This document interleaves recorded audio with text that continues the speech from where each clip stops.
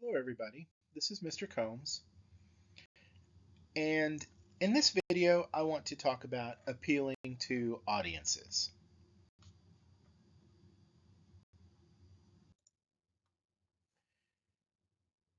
So, in an argument, you have a major claim or a major statement about your subject that you want to prove to your readers is true.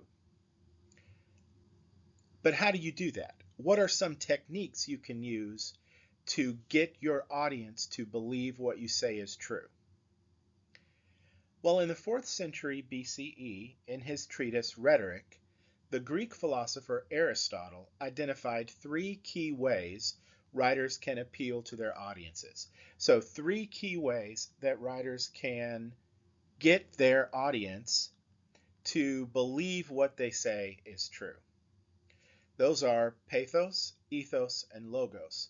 So, those are Greek words, but we're going to talk about each of those individually, and we're going to talk about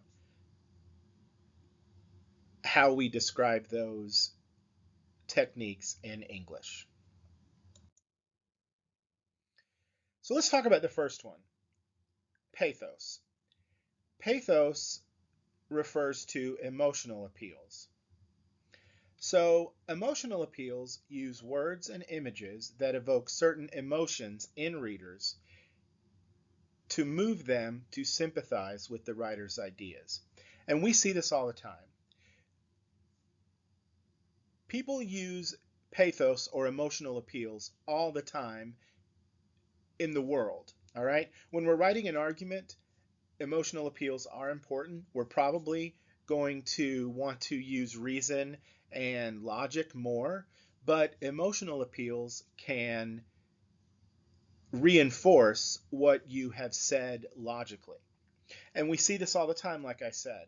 Have you ever watched a commercial where there are malnourished children when they're soliciting aid? Like they're like, for just so much a day, for just 75 cents a day, the price of a cup of coffee, you can help these children eat, right? Have you seen the video about helping animals in need that has the Sarah McLachlan in the arms of an angel uh, song being played in the background, and meanwhile there's a dog without a leg? Or those are emotional appeals. They try to get the audience to feel something. So we talked about the pictures of malnourished children when soliciting aid. Another one might be is if you're trying to sell Barbie dolls, you might say to a person, to a parent, imagine your daughter's smile as she holds her first Barbie doll. So that's trying to get the parent to have an emotional response. Well, yes, I want my daughter to smile. I want to be a good parent. I want my daughter to think I'm a good parent. I want my daughter to be happy. So I'm going to buy her this Barbie doll. Like I said, emotional appeals can make facts and logical claims stronger. However, you want to watch because over-implementation of pathos is risky. It may make the reader feel played or manipulated. Have you ever felt like you're just trying to, someone making an argument is just trying to tug on your heartstrings, right? You're just trying to use emotional appeals on me and not really logically explaining. That can happen. A couple specific types of emotional appeals are narrative as means and humor. So you can use emotional appeals to connect with your readers, to show them you understand their experiences or you have had experiences similar to theirs. Narrative as means is one way. So narrative as means is just telling a story to prove a point. So for example, I might be arguing that the advising process at my college needs to change. What I could do is I could tell a story of a student who was negatively affected by the advising process. So I could say, consider the student Joe. Joe talked with his advisor, and his advisor signed him up for classes that he didn't need. So he ended up graduating late and having to pay even more for his education. Well, that is a story, but it's not just a story to tell for the sake of the story. It's trying to prove that the advising process needs to change. That's an emotional appeal. Instead of just hearing statistics about the 75% of the students here are misadvised, you're actually given Joe whose story you can relate to, right? If you're a student um, as well. So emotional appeals by themselves can make the audience or the reader feel manipulated or played. However, if you use them in conjunction with reason and evidence and logic, then they can be strong reinforcements. Humor is another way to appeal to audiences emotionally. Humor can put readers at ease. When used while arguing a point that readers may find difficult to accept, it can be the sugar that helps the medicine go down. It can also help the writer deal with sensitive material. However, humor that is in poor taste should never be used in argument. It discredits the writer. So you should never use humor to um, make fun of anyone severely, right? A little self-deprecation, a little making light fun is okay when it's all in good fun. If something is really hurtful, that will discredit you as a writer.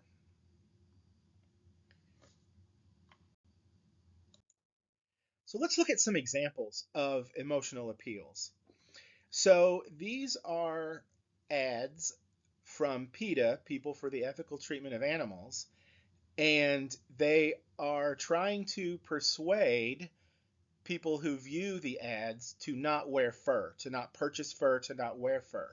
So they're saying, here's the rest of your fur coat. Um, and these are pretty gruesome, right?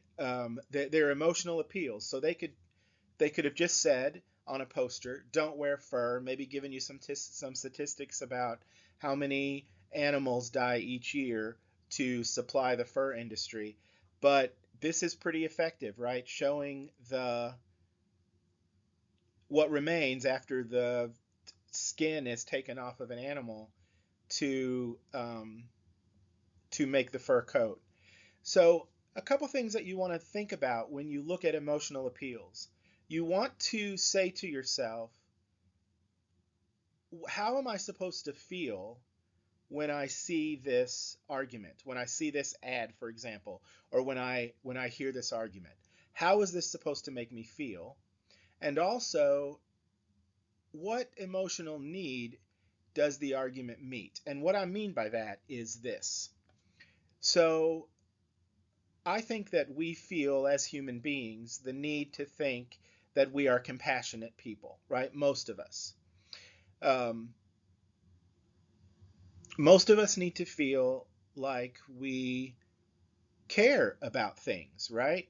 And so when I see this ad that has an animal who has had to die so someone can wear a fur coat, I feel a little sad, right? And that emotional need that's being met with me, or that's being met in me, or that is affecting me, is that need to be compassionate towards living things. So when I see this, I can feel like if I don't wear fur or if I choose not to wear fur, oh, good, then no animals have to die for my fashion, right? So that allows me to feel good about that. How am I supposed to feel when I see this? Probably grossed out, probably sad, right? Um,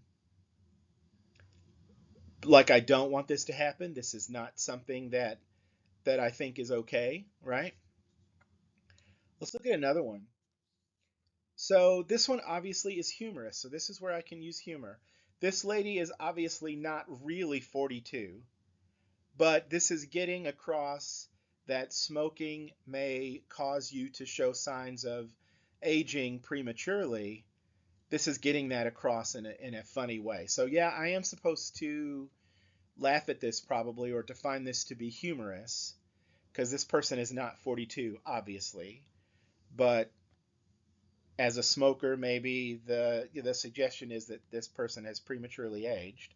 But I should also feel maybe a little afraid that if I am a smoker, that I might show these signs early too.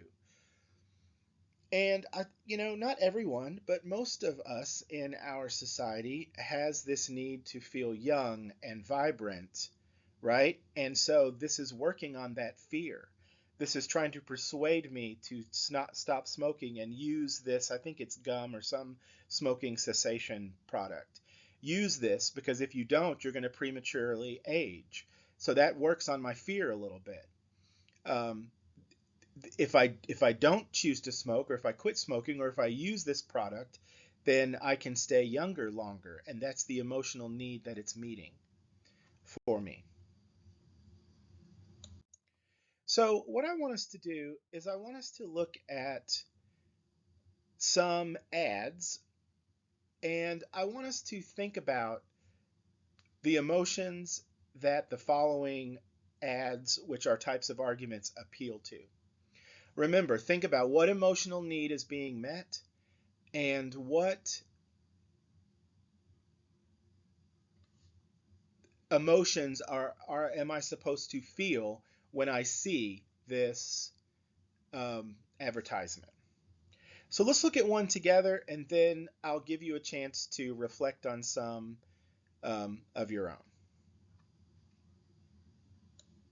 before we talk about them together as a group. So let's look at this Subway ad. So it says Subway Eat Fresh. So I look at this and I see that these are all fresh ingredients. Um, I'm supposed to maybe, this is supposed to make me feel hungry. The emotional need that's being met is that I want to be a person who makes good choices. I want good quality food.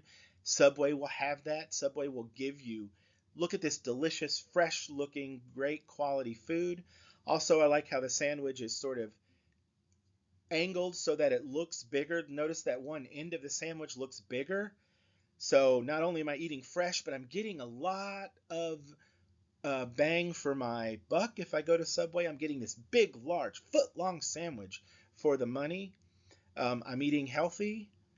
Someone said one time in a class that Subway has convinced us that eating a whole loaf of bread is healthy, and they pretty much have, right? But this ad conveys that. These are fresh ingredients. These are healthy ingredients. You get a lot for your money. So I'm supposed to look at this and be hungry, feel like the food is fresh, feel like I'm getting a good deal. The emotional need that it's meeting is my need to feel like I'm making good choices, healthy choices, and that I'm getting a good value. So let's look at another one. So this is an ad for Volkswagen, and it says you get more folks in a Volks. So think about that. Think think about the two questions. How am I supposed to feel when I see this? And what emotional needs are being met by this product or by this ad?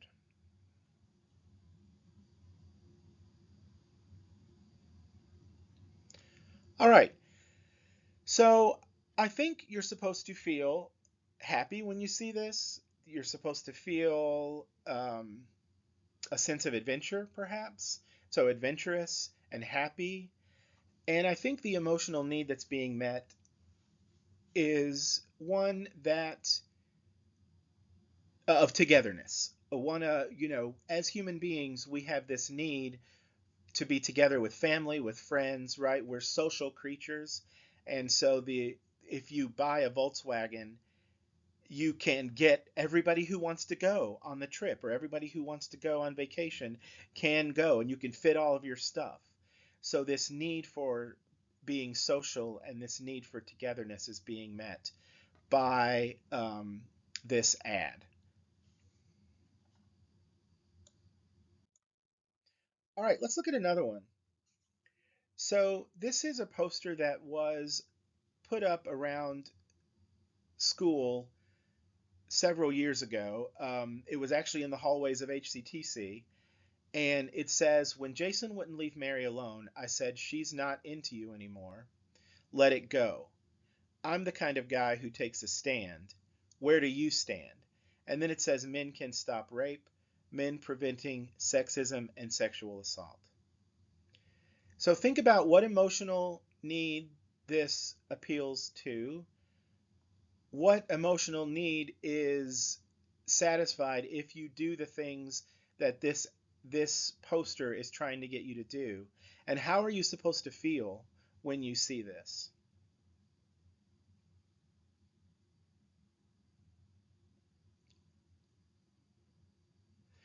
So when I look at this as a male, I think that males are see this maybe a little bit differently than females, right? And I'm just talking about in general. I don't want to, like I've said before, I don't want to stereotype.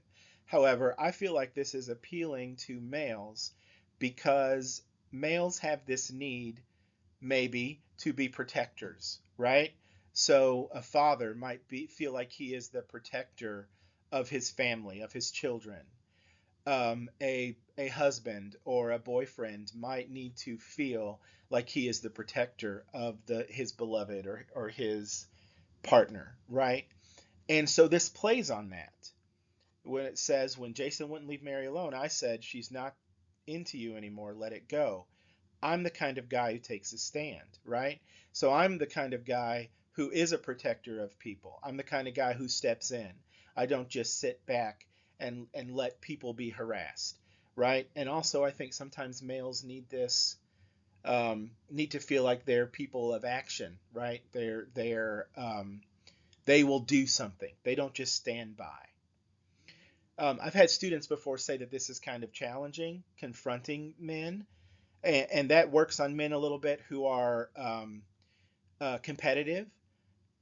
You know, I'm the kind of guy who takes a stand. Where do you stand? Are you like me? So that could be a little bit competitive. I've had female students before who get a little bit offended because they're like, well, I don't need men to stand up for me, right? So it makes us ask the question in class when I have in-person classes. It causes us to ask the question, who is this ad for? Who should see this? Um, I think definitely men. This is trying to persuade men to not um, to not engage in these harassing behaviors.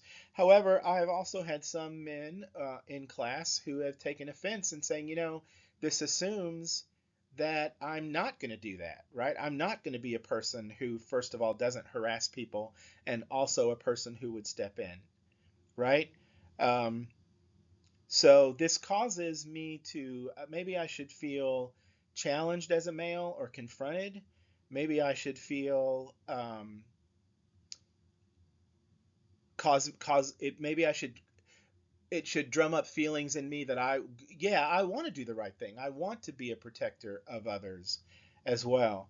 How do you think women are supposed to feel, or female students are supposed to feel when they see this? I don't know. Do you think they're supposed to feel like, yeah, I would want someone to come in and take a stand for me, or I don't know. It's an interesting campaign.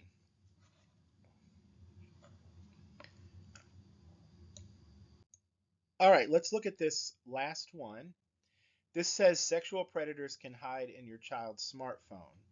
Innocence in danger. How are you supposed to feel when you see this? And also, what emotional need is being met if you follow or if you do the things that the ad is trying to persuade you to do?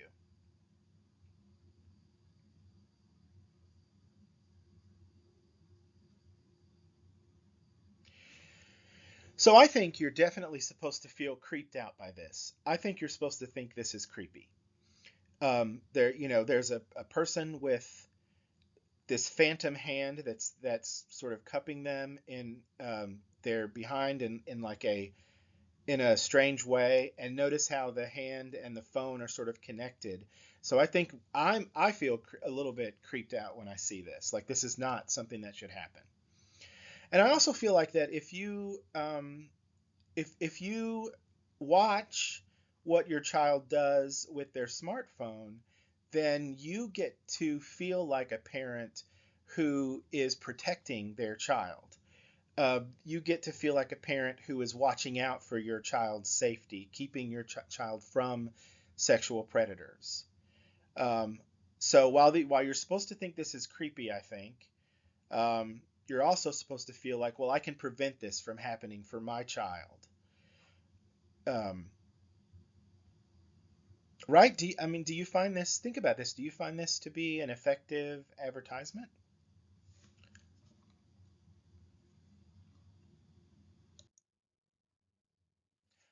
All right. So that's emotional appeals, and you can use emotional appeals in your writing. You can tell, a story, use humors. Excuse me, tell a story. Narrative as means. Use humor. You can appeal to emotions. Do think of the smile on your daughter's face when she holds her first Barbie doll? Um, uh, but you want to make sure that you balance emotional appeals with logic and evidence and reason. Another way you can appeal to audiences is through ethos or presentation of the self. So you want to present yourself as the writer as a person who is knowledgeable about your topic and a person who has a good character. So you should seem trustworthy. You need to show the reader you know what you're talking about and that you share some basic values. You want to show the reader that they should listen to you because you have the knowledge to write about this topic and you want to help them. You want to help inform them about something that they need to know about. You want to help persuade them to do something that will be helpful to them.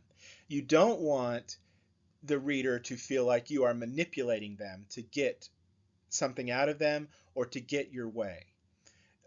You want to seem trustworthy. You want to seem like you're an authority. So, two things you have to do: you have to establish your authority by being knowledgeable about your topic, and establish your credibility by being sincere and honest, by having good intentions. I'm writing to persuade you to have your pets spayed or neutered because this is going to be helpful to you and helpful to our cities by not having a bunch of strays around, right?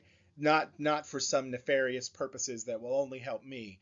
I'm trying to help you as a writer, and I'm trying to help us live in a better world. So, how do you do this? How do you establish your credibility and your authority? Well, the first thing you can do is relate personal experience related to the topic. If I'm writing about teaching writing to students, I might say I have been a teacher of writing for several years. I have a degree in education with an emphasis in teaching writing or teaching English. I might talk about the fact that if I have some licensures or special certificates that deal with education, I might talk about those things as well. I might let the reader, not might, but I do want to let the reader know that you can listen to me about this topic because I know what I'm talking about. Identify, like I said, training, education, or affiliations that allow you to be knowledgeable about the topic. Use humor and a little bit of self-deprecation. Don't take yourself too seriously. Self-deprecation is where you make fun of yourself a little bit. So don't take yourself too seriously as a writer. Make reasonable claims and use reliable, trustworthy evidence. Using good sources is a sure way to establish your credibility. Don't use sources that your audience will not see as credible. If your audience has a liberal slant, you may not want to use Fox News because as a source because your audience will not see that is credible, right? Um, Refer to the ideas of experts to show that you have done your research. Show how your beliefs relate to widely respected and well established principles. Show respect for the reader. um, don't come in expecting your reader not to believe what you say because they're too stupid to understand. always show the reader that you are trying to help them make better decisions or trying to give information that will help them because you feel like that they share some of the same values. Admit your limitations and acknowledge exceptions to your argument, and then also writing clearly with few errors in grammar and mechanics.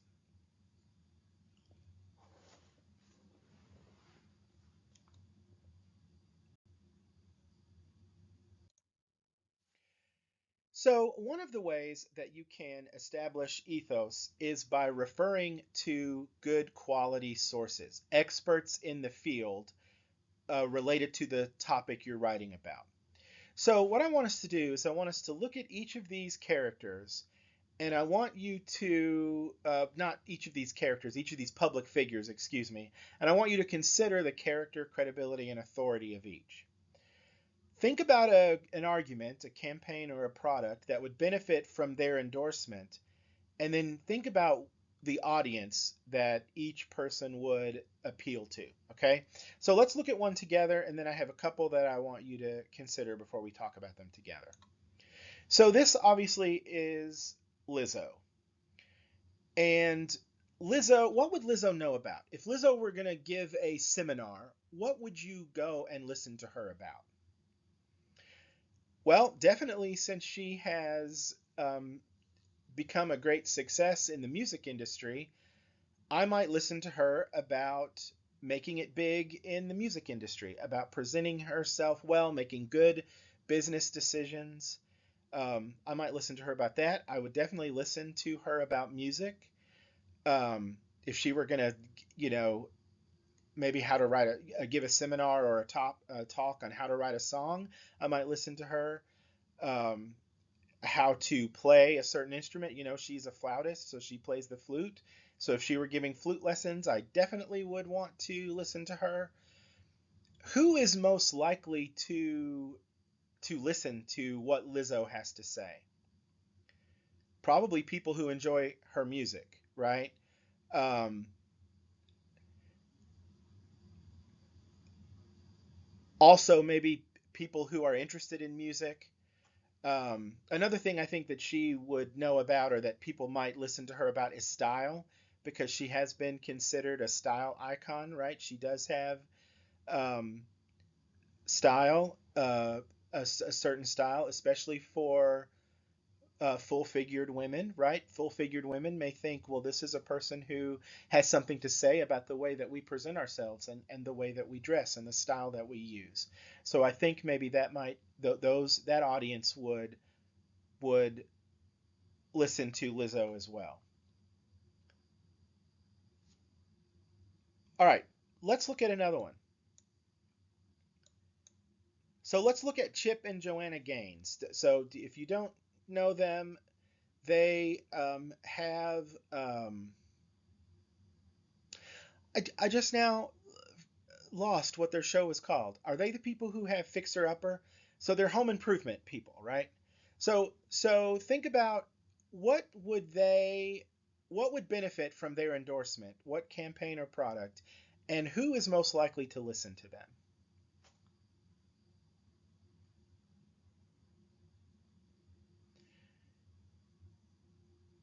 So I think people who are interested in home improvement, uh, maybe other people who have families similar to theirs. I know that they have a lot of kids and they sort of do a lot of sort of homesteading like things. They live on a farm, and so maybe people who have similar lifestyles to them um, might listen to them. As far as art products, any kind of home improvement product, any kind of decorating or like construction type products, they would know about, right? Um, I'm trying to think of anything else. Maybe I know that do they have a rest? Does Joanna have a restaurant, or they do have a store or something? So maybe small business owners or people who are in small business might listen to them as well. Let's look at one more. This is Gordon Ramsay. So what would he know about? What would you listen to him about? And who would be more likely to listen to him?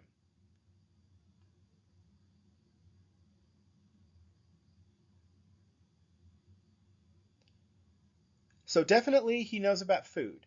He knows about the restaurant business. So I would listen to him about those things. People who enjoy his reality show would probably listen to him. People who are interested in food would listen to him. People who enjoy reality TV in general, like because there's controversy and he's always using foul language or whatever. So people who are into that kind of thing or like to be entertained in that way would definitely listen to him. But notice that these are the types of things that you have to worry about when you are writing and appealing to your audience through ethos. You want to make sure they know you're an authority on the topic, you have the knowledge to write about the topic, or if you don't have that knowledge firsthand, you've done good research to make yourself informed. And you also want to make sure that you are credible, you're trustworthy, you're trying to give your audience good information, you're trying to persuade them to do something that's helpful for them. So let's talk about the last appeal. The last appeal is logos, and this just means logic. So appeals to logic. Appeals to logic are probably used most often, and they're probably the most effective because audiences want to know what the facts are behind the argument being made. So you can't just say something and have your audience believe it. You have to prove it. And how do you prove it? By using facts. It's important that the reader sees these facts come from honest sources. Statistics. When using statistics, remember that they must always be interpreted and analyzed for the audience. Surveys and polls. These can be used to express opinion and fact, but be prepared to explain the particulars about the survey to the audience. Testimonies and narratives. Recall narrative as means. Telling a story can be an emotional appeal. It can also be a logical appeal um, if the story is just relates some facts about the problems that you're wanting to change, for example. Cultural assumptions and values. When you appeal to the values shared by a cultural group, you need much less formal support. And analogies. These are comparisons. So compare two things, showing that one is better or that one is preferable, right? So let's look at some examples of logical appeals. All right, so here is a an advertisement for Burger King fries, and it says Satis Fries.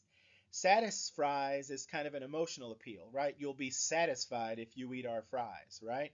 But where's the logical appeal here?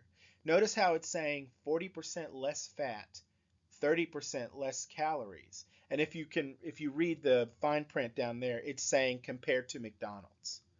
So that's an analogy plus it's statistics. So they're comparing to McDonald's plus they're giving you some statistics. That's a logical appeal. It's hard to argue with which fries you should eat when one of them has 40% less fat than the other. Of course I want to eat the one with less fat. Here are more statistics and more facts for this. This is for Subway. This is an I'm very excited about this one because I actually took this picture. This used to be on the napkins at Subway, so I actually took this picture with my camera. Um, so this is a great way to advertise. So there's a comparison here as well. You have the Subway sandwiches versus the Big Mac and Whopper. It also just presents you with facts. It presents you with values, numerical values.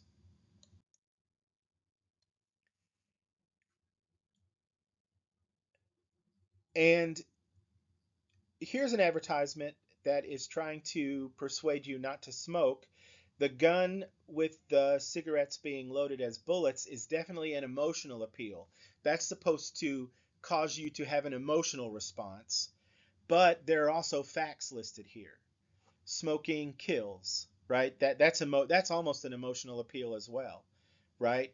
Um, to use the word kills in that way.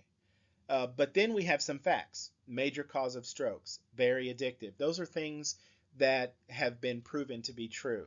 Raises blood pressure. That's true. That's just a fact, right? Suppresses immune function, and so on. So Aristotle's appeals work best when they are used together. So let's look at um, an ad for milk. I don't know if y'all remember these, but they were the Got Milk ads, and there were a lot of celebrities who would pose with a milk mustache and appeal to people to drink milk in various ways. I have one in my office that is a picture of Batman drinking chocolate milk, and he has the little chocolate milk mustache. Um, and this was a big campaign for milk. So let's look at this one. So this is Susie Orman, and I don't know if you know Susie Orman. She used to be on like MSNBC. She was a economics sort of guru. She would help people with their finances. She talked about the economy. She helped people make good economic decisions on her show. So she was someone who knew a lot about the economy. All right. So this ad says, milk your budget. Investing in your health always pays off. That's why I drink low fat milk. Even at today's prices, an 8 ounce glass of milk only costs about a quarter, which is a great value when you consider that milk is one of the most nutrient rich items in your grocery cart. So drink up, you can't afford not to. And that statistic there, one of the most nutrient rich items in your grocery cart, is based on August 2008 USDA and IRI nationwide grocery surveys for the average price of a gallon of milk. Oh yeah, and also the price. So this was back in 2008. Milk is probably quite a bit uh, more expensive now. But think about this ad. Think about this advertisement trying to get you to drink milk, and think about what are emotional appeals. Where does the ad use pathos? Where does the ad use logos? And where does it use ethos? Think about that for a little bit, and then we'll look at it together. We'll talk about it together.